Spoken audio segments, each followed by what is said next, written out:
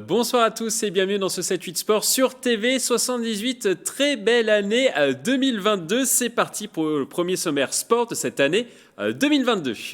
Football, Versailles continue son épopée en Coupe de France. Les Versaillais se sont qualifiés pour les huitièmes de finale de l'épreuve. Ils ont terrassé la Roche-sur-Yon à domicile 4-0. Plus d'informations dans ce magazine. Rugby, nous sommes allés à la rencontre de Léo Barré, trois quarts polyvalent qui évolue depuis un an au Stade français.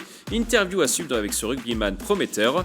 Football, coup de projecteur aujourd'hui sur l'AS Poissy, l'un des plus gros clubs des Yvelines avec une équipe première qui évolue en National 2. Ce sera notre module à découverte. L'actualité sportive, c'est maintenant sur TV 78.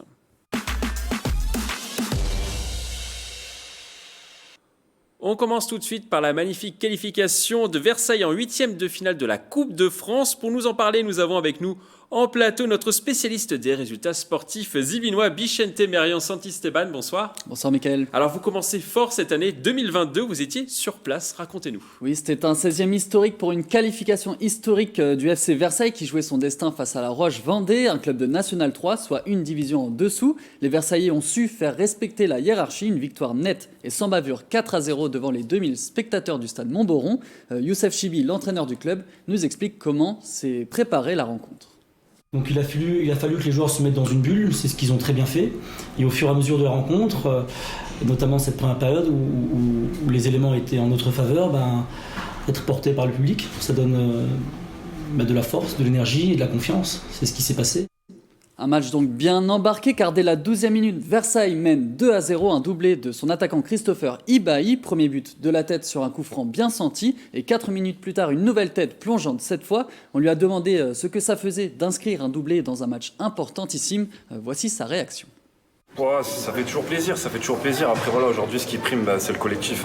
Honnêtement, c'est notre force depuis le début du championnat. Comme on le montre par les résultats, on n'a pas beaucoup conseillé de défaite. Une seule, avec quelques nuls, mais beaucoup de victoires. Et voilà, aujourd'hui, je remercie mes coéquipiers de me mettre dans les meilleures dispositions et moi, j'essaye de faire le taf à mon poste, tout simplement.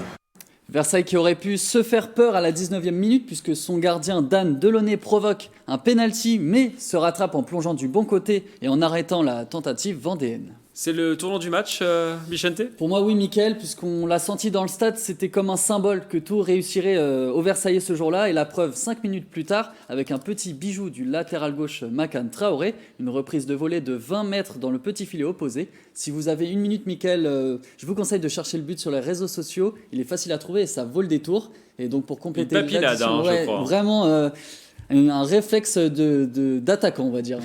Et pour compléter donc l'addition, le défenseur Walid Diouf y est allé dans son but également pour sceller le score dès la mi-temps, 4-0. Alors tout ça c'était en première période, mais que s'est-il passé au retour des vestiaires ? À vrai dire, plus grand-chose si je ne puis dire. On a eu donc la facette offensive en première et en deuxième, c'était la symbolique maîtrise défensive de Versailles. L'équipe a su gérer les tentatives d'assaut de La Roche qui ne les aura jamais vraiment inquiétés, hormis peut-être un poteau aux alentours de la 80e minute de jeu.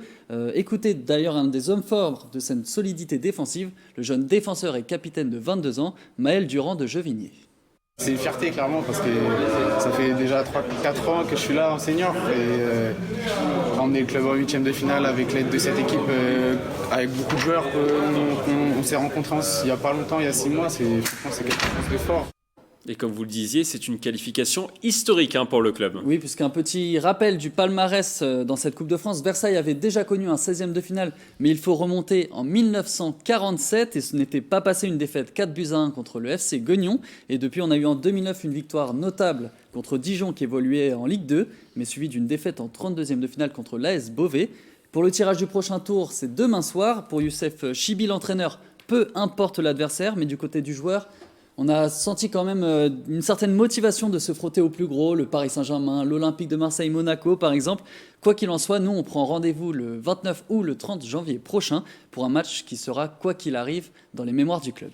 Merci à Bichente pour toutes ces précisions. J'espère que vous reviendrez pour une qualification de Versailles en quart de finale. À la fin du mois, on verra. Oui. On verra ça à la fin du mois. Un mot de boxe à présent et une mauvaise nouvelle pour Tony Yoka. Le boxeur originaire de Chanteloup-les-Vignes ne boxera finalement pas le 15 janvier prochain à l'Accor Arena de Paris-Bercy contre le Congolais Martin Bakolé. Le combat a été reporté à cause de la crise sanitaire et de la mise en place d'une jauge de 2000 spectateurs pour le sport en intérieur. Ce que mettait en question l'équilibre financier de l'événement. Tony Yoka estime avoir pris un petit coup au moral, mais il affirme être prêt à combattre les plus grands. Il a d'ailleurs lancé un défi à Anthony Joshua, l'un des meilleurs boxeurs de la planète, en affirmant qu'il pouvait le boxer à tous les jours. Pour l'instant, l'intéressé n'a pas encore répondu. Toujours au chapitre annulation, ce devait être une première dans les Yvelines.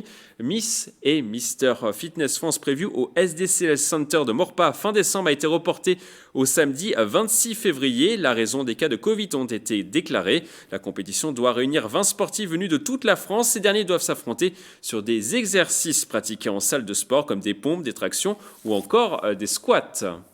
On va maintenant parler rugby. Nous suivons régulièrement son évolution sur TV78. Le rugbyman yvelinois Léo Barré poursuit sa progression au Stade français. Il a joué 10 matchs depuis le début de la saison. Dernière en date ce samedi 1er janvier pour débuter la phase retour face à Perpignan. Notre journaliste Nicolas Dandry l'a rencontré juste avant Noël. Regardez. Nous sommes au Stade Jean-Bouin, l'antre du Stade français Paris avec le Versaillais Léo Barré. Bonjour Léo. Bonjour. Alors, du coup, un bon début de saison, puisque, je rappelle, tu es arrière polyvalent au Stade français Paris, tu as 19 ans, tu as joué 9 matchs depuis le début de cette saison sur 12. Quel bilan tu fais de ce début de saison du coup ? Du coup, plutôt positif. Beaucoup de confiance aussi personnelle donnée par le staff. Un début de saison un peu compliqué pour nos supporters parce qu'on a eu pas mal de défaites, mais sinon beaucoup plus positif pour moi pour ce début de saison où j'ai pu enchaîner avec les pros. Ouais, tu as joué énormément de minutes finalement de jeu. C'est ça, ouais, énormément de minutes de jeu, puis surtout une continuité. C'est-à-dire que j'ai réussi à enchaîner 5 matchs d'affilée à chaque fois. Après, il me laissait au repos au 24. Et c'était plutôt intéressant pour moi d'évoluer avec les grands. On va revenir sur 2 faits de jeu. Le premier, d'abord à Perpignan, une pénalité décisive pour cette victoire à Aimé Girald. Oui, alors c'est ça. Alors, elle fait très plaisir cette pénalité, c'est sûr. Beaucoup de fierté de la mettre, surtout pour ce club pour qui ça il porte dans le cœur. Et oui, surtout en fait ce moment-là, je viens de prendre un coup et je me retourne directement vers Gonza pour dire non, je peux la prendre. Lui, je pense qu'il n'est pas trop chaud pour que je la prenne. Et au final, ça s'est plutôt bien passé. Et puis voilà. Je rappelle que tu as 19 ans. Comment on gère justement ce genre de situation où la pression elle doit être énorme quand même, je pense. La pression pendant le match, moi, elle est évacuée. C'est-à-dire qu'on joue le jeu. On joue au rugby, elle part, on est dans une autre bulle aussi. Je sais qu'après, quand j'ai regardé le match, il y avait beaucoup d'ambiance à Aimé Girald, mais pendant le match, on est dans notre bulle. Donc ça a beaucoup joué lors de cette pénalité, je pense. Oui, parce qu'en tant que buteur, il faut vraiment se mettre dans sa bulle. Ouais. L'autre fait de jeu, c'est un match face à Clermont. Pareil, vous êtes devant, et là, les Clermontois vont pour inscrire un essai, et finalement, dernier défenseur, tu arrives à retenir et ne pas faire que Clermont marque cet essai qui aurait pu les faire en gagner, quoi. Je pense surtout qu'il n'a pas contrôlé la balle avant qu'il la prenne. C'est pas moi qui l'ai trop. Enfin, je l'ai un peu gêné, mais je pense que là sur ce match-là, faut plutôt noter pas cette action, mais plus l'équipe où on a fait un gros match.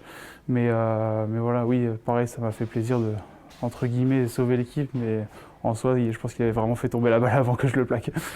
Alors je disais au début, tu es arrière polyvalent, tu joues à la fois demi d'ouverture, centre, arrière. Comment tu gères tout ça, justement, cette polyvalence ? Je la gère de façon plutôt positive parce que c'est que du bonus pour moi, c'est que du plus de pouvoir toucher à plusieurs postes, d'être 15, d'être 12, d'être 10, voilà, c'est vraiment top. En plus, ils me font vraiment confiance sur le staff sur chacun des postes. Donc c'est vraiment une plus-value pour moi et pour surtout les années à venir, d'avoir plusieurs postes en poche, c'est plutôt bien. On te connaît sur l'antenne de TV78, tu viens de Versailles. Est-ce que déjà à Versailles, au RCV, au Rugby Club de Versailles, tu avais cette polyvalence-là en junior, en cadet ? Alors, c'était à Massy plutôt junior cadet. Quand j'étais à Versailles, c'était à l'école de rugby, on n'avait pas trop de postes. J'étais plus destiné à jouer 10 ou 12. Et puis après, à Massy, ça s'est continué. Ça a continué avec les 2 postes. Et puis voilà, ça a continué sur les années à Massy et puis maintenant au Stade français. Alors, au Stade français, tu y es depuis 1 an maintenant, tu as signé à l'été 2020. Tu nous disais l'année dernière, quand on était venu te voir, que c'était le club de ton cœur. Un an après, ça a renforcé l'attachement à ce club ? Oui, il a été rattaché. Déjà, comme j'avais dit l'année dernière, c'est un club qui est assez historique, qui a un parcours assez atypique par rapport aux autres clubs. Et puis c'est surtout le club de la capitale. Enfin voilà, ça a été toujours. J'ai grandi dans la région parisienne, donc le Stade Français pour moi c'est un gros club et ça restera. Et tu as prolongé ton contrat en octobre dernier jusqu'en 2025. C'était un choix parce que à cause de cet attachement. Attachement et puis surtout aussi le projet qui m'intéresse beaucoup de faire jouer, je pense, le maximum de jeunes, de les imprégner, c'est surtout des jeunes qui sont issus de la formation parisienne, enfin de Massy ou des alentours. Je pense à Lester Etienne, Julien Delbouy ou même Sékou qui est un peu plus vieux. Voilà, c'est des joueurs qui sont passés par la région Île-de-France et du coup c'est le projet aussi du club, que ça soit qu'il y ait un lien avec l'Île-de-France, enfin la région Île-de-France. Je pense que c'est pour ça aussi qu'il y a un partenariat avec Massy. Alors, ton engagement il est pour le Stade Français, mais ton engagement il est aussi pour l'équipe de France moins de 20 ans. Quels sont tes objectifs justement avec l'équipe de France moins de 20 ans, sachant que tu as 4 sélections déjà avec cette équipe ? Ouais, c'est ça, 4 sélections l'année dernière au mois de juin pour le tournoi Destination. Les objectifs ils sont clairs, c'est déjà de participer et puis après de gagner. Voilà, c'est gagner. L'année dernière on avait perdu contre les Anglais en entrée de tournoi où ça nous avait un peu bousculé et on avait super bien réagi ensuite. Contre l'Italie un peu timidement, mais surtout contre le Pays de Galles, l'Écosse et ensuite l'Irlande. Mais voilà, là, je pense que cette année, c'est une nouvelle année avec des nouveaux joueurs. Et il faut, je pense, aller chercher ce tournoi. Et aussi, là, je crois que la Coupe du Monde est annulée, mais il y a une espèce de tournoi à la fin du mois de juin. Donc, faire le plus de sections possible avec les moins de 20 et gagner le plus possible. Quand tu vois les grands, le 15 de France, les résultats, tu as déjà le 15 de France en tête, même si tu as encore 19 ans ? C'est encore trop, je pense encore trop jeune pour y penser. Oui, c'est sûr que c'est un rêve pour chaque joueur qui joue sur le terrain, mais vraiment là, mon objectif, il est déjà de jouer avec l'équipe première du stade au maximum et de participer avec les moins de 20. Mais c'est sûr que oui, quand on voit les résultats en équipe de France, leur dernière victoire face aux All Blacks, c'est assez incroyable et c'est aussi grâce, je pense, à la formation qu'il y a dans tous les clubs de top 14. Donc, ouais, c'est dans le coin de la tête, mais pour l'instant, on vise plus moins de 20 ans et là pour l'équipe première. Un dernier mot, Léo, qu'est-ce qu'on peut te souhaiter pour l'année 2022 ? Maximum de matchs en pro et puis surtout gagner et puis la santé, surtout, la santé. Merci, Léo Barré. Pas de souci. Arrière polyvalente du Stade Français Paris, issu de la formation versaillaise. Si Léo Barré est resté sérieux pendant les fêtes, ce n'est pas le cas de tout le monde, en tout cas pas moi. Les Français prennent en moyenne 1,5 kg pendant cette période pour les perdre rapidement. Quoi de mieux que l'activité physique ? Un coach sportif versaillais vous livre ses conseils pour détoxifier votre corps. Un reportage de Grégory Canalet. 33% des Français l'inscrivent comme première bonne résolution pour 2022, faire du sport plus régulièrement, un moyen efficace pour détoxifier son corps après l'abondance des repas de fête. L'activité physique va vous aider à vous sentir mieux. Ce que je vais conseiller, ça va être des exercices qui vont être très simples, ça va être commencer par des exercices cardio, donc ça va être déjà dans un premier temps se mettre en marche. Si on voit qu'on n'a pas assez de résultats, pas assez d'intensité, on va y aller progressivement sur de la course pour avoir l'envie d'aller plus loin dans son entraînement. Ajoutez ensuite du renforcement musculaire, le traditionnel gainage en veillant à garder une bonne posture sans lever les fesses trop haut, des pompes pour les plus courageux, ou encore les célèbres squats, une flexion des jambes très efficace pour brûler la graisse, des exercices simples et fonctionnels en ajoutant au fil des semaines intensité et difficulté. On va commencer avec 2 à 3 fois par semaine. L'idée c'est de prendre goût au sport, goût à l'activité physique, et dès qu'on a pris goût, on peut augmenter la fréquence en y ajoutant diverses disciplines. Toujours varier ses entraînements pour ne pas habituer son corps à un type d'effort. Un maître mot, la progressivité. Quand le corps n'est pas habitué à l'effort, mieux vaut commencer en douceur. L'astuce, ça va être d'y aller progressivement. Par exemple, sur de la course, on entend souvent qu'il faut courir 1 heure, 45 minutes pour que ça soit efficace. Moi, je vais vous conseiller de courir 5 minutes. Ça va vous donner confiance en vous et par la suite, on termine sur de la marche. Donc vous allez avoir une sortie en extérieur d'1 heure par exemple, avec un peu de course. Et la fois d'après, on va augmenter, on va passer sur 10 minutes, 15 minutes et ainsi de suite. Une détox sportive à pratiquer chez vous ou en salle. Ce studio a ouvert depuis avril dernier dans le centre-ville de Versailles. Il propose des séances avec les conseils d'un coach sportif qui peut venir également à domicile. Comptez entre 30 et 60 € le cours. Au travail.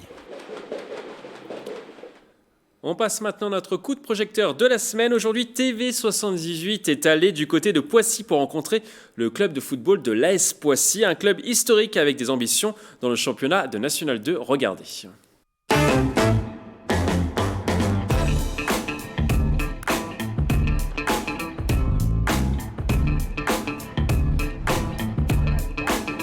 Aujourd'hui, pour commencer, 2022, TV78 est sur les terrains de foot pour découvrir le club de Poissy.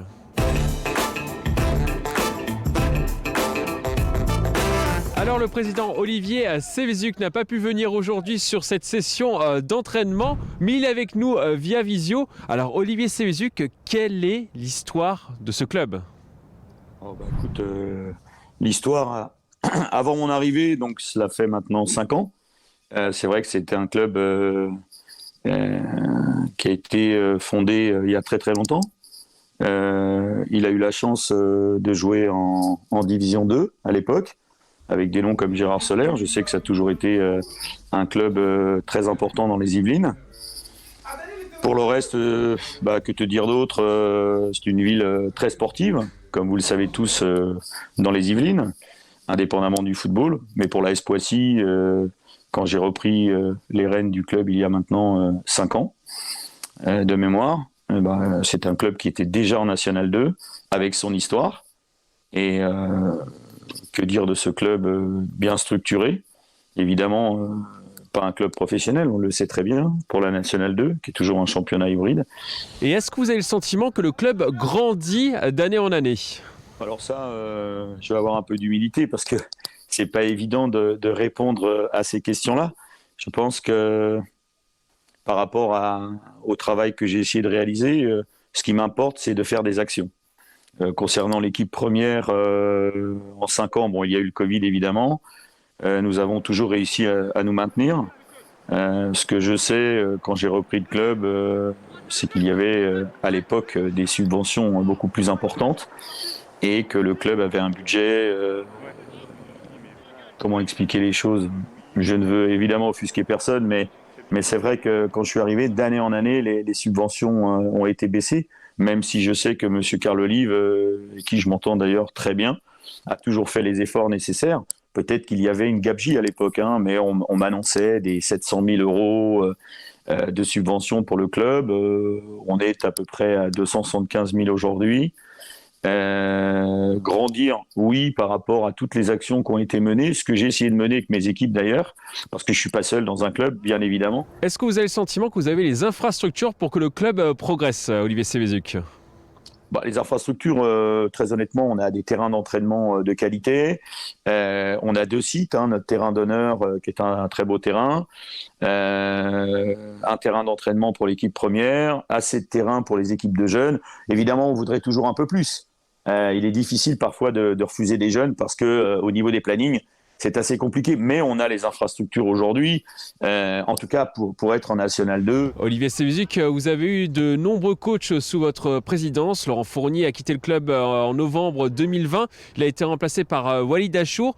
Qu'est-ce que vous pensez de ce coach ? C'est un choix par rapport à sa connaissance, ce qu'il avait apporté à Viry-Châtillon. Il a fait quand même monter l'équipe 3 fois. Donc je pense qu'il avait toutes les qualités nécessaires pour emmener ce groupe. Donc aujourd'hui, on travaille ensemble depuis maintenant 6 mois. On a fait un très très bon début de saison. Il a repris très tôt, il est très rigoureux. Et comme je dis parfois aux gens avec lesquels je peux discuter de sa position, il a les clés du camion. C'est-à-dire que je suis propriétaire du camion, moi qui suis dans la logistique et le transport, mais il a les clés du camion, il a choisi ses joueurs. Donc je le laisse travailler, je pense, vraiment très sereinement avec son staff, qu'il a choisi d'ailleurs. 2022, à votre avis, est-ce que c'est une année qui va réussir à Poissy ? 2022, ça va être une autre page qui va s'ouvrir. Moi, je souhaite effectivement déjà qu'on se maintienne, parce qu'en toute humilité, je pense qu'on n'a pas les moyens d'aller beaucoup plus haut. Et puis derrière, oui, je pense que ça peut être une belle saison. Je suis maintenant avec le coach Walid. Alors Walid, quel est l'objectif de Poissy cette saison ? L'objectif a toujours été le maintien.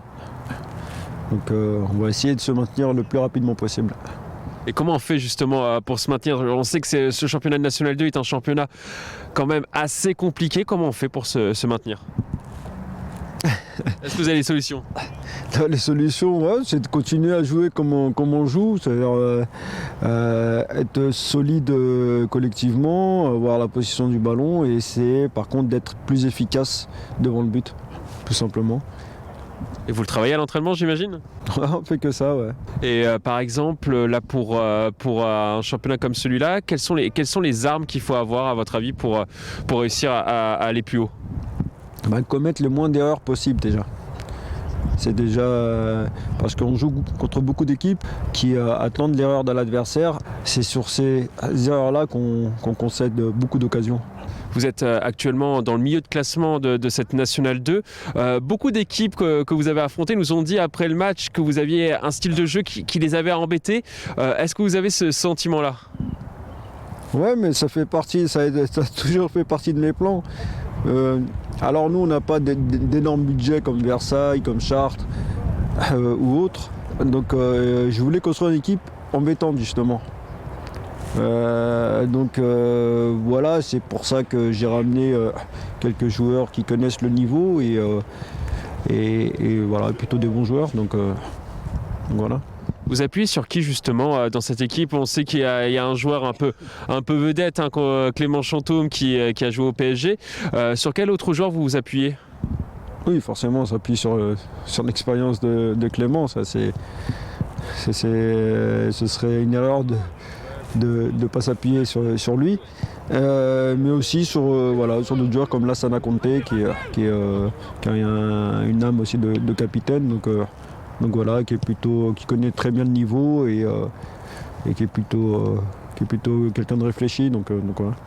Clément Chantôme, justement, qu'est-ce qu'il apporte sur le terrain ? Est-ce que vous sentez qu'il a joué au haut niveau, qu'il apporte ce petit plus qui permet à Poissy des fois de se surpasser dans les matchs un peu tendus ? Ouais, forcément.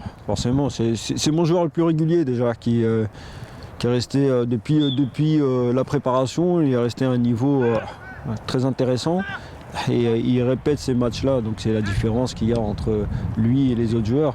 Après, forcément, c'est beaucoup plus facile d'avoir Clément Chantôme avec soi que contre. Donc,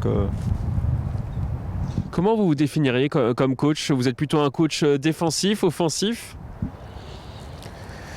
Moi, je cherche plutôt l'équilibre de mon équipe. Avant tout d'être offensif ou défensif, je cherche plutôt d'avoir un certain équilibre parce que je pars du principe que ce qui est le plus important, c'est la récupération du ballon. Et ensuite, forcément, j'aime bien avoir la position du ballon et j'aime bien essayer de produire du jeu plutôt que jouer le jeu direct. Donc voilà, après c'est ma philosophie, mais ce qui compte à la fin, c'est l'efficacité de toute manière dans les deux surfaces. Merci Walid, et je vous laisse retourner à l'entraînement.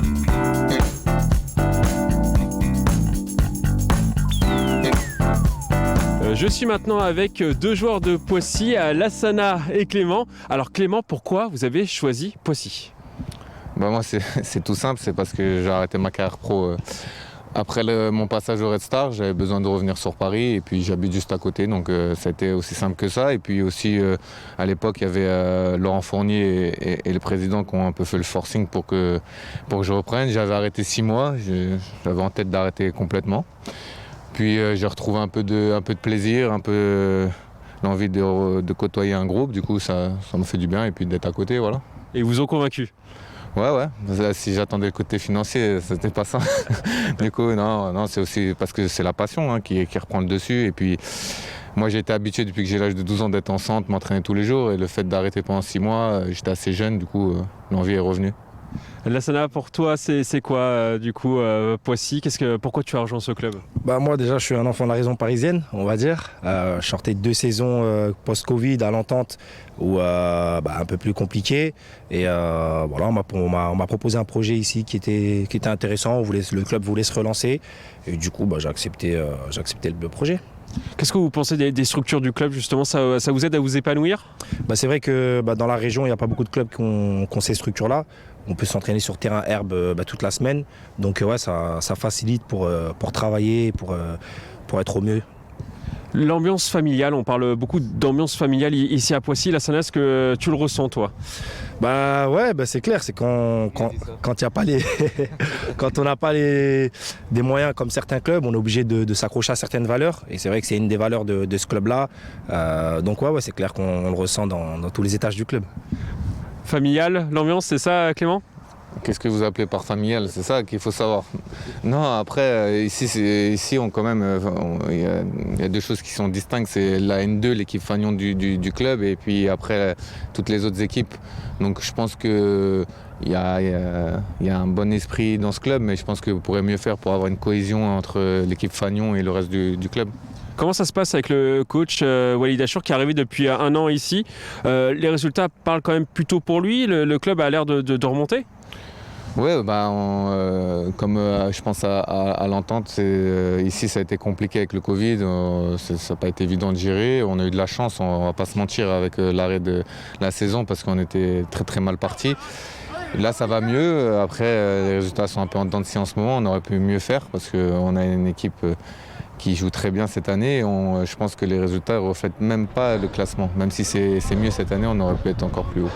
Et vous avez fait également un 8e tour de Coupe de France. Ouais, c'est un peu une déception, surtout qu'on perd contre le voisin Versailles.